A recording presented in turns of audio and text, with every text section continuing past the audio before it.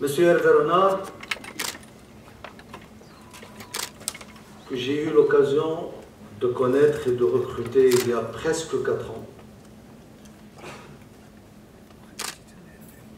a dirigé l'équipe nationale dans un contexte où il fallait effectivement la relever d'un niveau, on était classé 84e mondial à aujourd'hui vers la quarantaine, et au niveau africain de plus de 20, vers un niveau aujourd'hui tête de poule, 4e, 3e ou 5e. Il a eu, évidemment avec son staff technique, la mission de faire tout ce travail, mais aussi de construire un groupe magnifique que j'ai partagé, c'est moins fort, avec lequel j'ai vécu des moments et des moments formidables. Un groupe d'anciens, de jeunes, mais aussi de talents extrêmement importants et bien sûr de l'expertise nécessaire. Ce groupe aujourd'hui qui devient un acquis pour le Maroc, pour le Royaume et pour les Marocains, a fait un parcours, à mon sens, très honorable. On a fait une qualification pour le Gabon dans un groupe où on était, tout le monde parlait d'une disqualification contre un Cap-Vert qui était premier à l'époque classement Afrique. On est parti au Gabon dans toutes les conditions que vous connaissez et on est parti au quart de finale après une absence longue. Après, c'était la grande gloire et retrouver la compétition mondiale via la Coupe du Monde en Russie 2018.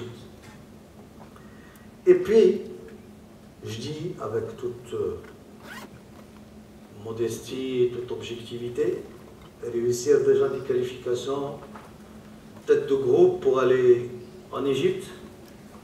L'objectif en Égypte était de remporter cette coupe. Je l'ai dit avant la compétition, je le dis, et je vais le redire. Dans 2 ans, avec le public, Berkane ou je ne sais pas où, je vais dire que le Maroc doit remporter la coupe. Il ne faut pas se fixer d'autres objectifs. On n'a pas remporté, c'est vrai. On a fait un premier tour plus qu'honorable. Et aujourd'hui, je peux vous dire une chose. Si la tristesse était quantifiable, je peux vous dire que la mienne se trouve et se trouvera pour longtemps dans un premier palier. Et je peux vous dire, vous les membres de ma grande famille qui est le football, que cette disqualification inattendue, je ne veux pas rentrer dans les détails, vous les techniciens, vous connaissez la raison. Aujourd'hui, c'est un élément de perturbation structurelle dans ma personne. Donc à M. Hervé Renard, 1000 merci en votre nom pour tout ce qu'il a fait. Aucun travail dans le monde n'est parfait. Beaucoup d'efforts, beaucoup d'énergie, beaucoup de détermination. On n'est pas des ingrats, on n'oubliera jamais ça. On sera toujours reconnaissant. Les générations futures, on serait reconnaissantes d'une participation magnifique en Russie. Après une longue absence et un retour qui était longuement attendu. La suite, évidemment, la vie ne s'arrête jamais.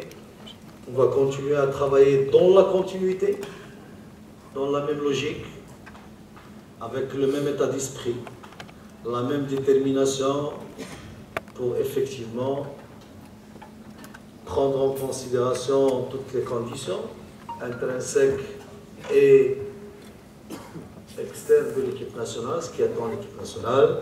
Et je vous annonce qu'au cours de la semaine prochaine, je mettrai en place une commission spécialisé qui va trancher parmi les dizaines et les dizaines de CV que la Fédération a reçus. Mais ce qui est toujours aujourd'hui important par rapport à nous, la famille du football, c'est de dire que l'équipe nationale a des obligations, le temps ne s'arrête pas. Il faut passer au travail, écouter effectivement les avis des uns et des autres, se faire une idée, mais prendre des décisions.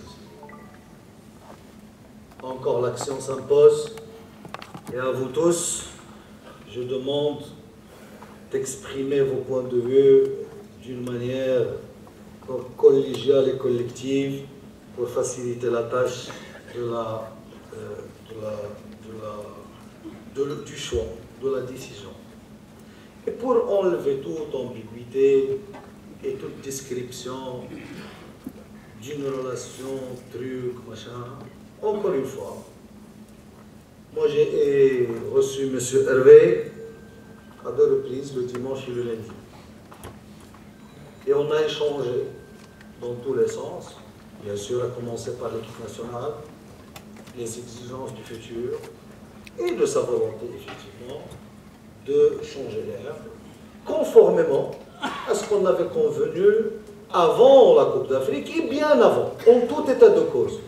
Moi, je n'ai jamais eu et je n'aurai jamais en tête d'obliger un entraîneur et de lui faire le petit jeu pour l'obliger à rester dans un club, Aad al-Ahra, pour entraîner l'équipe nationale.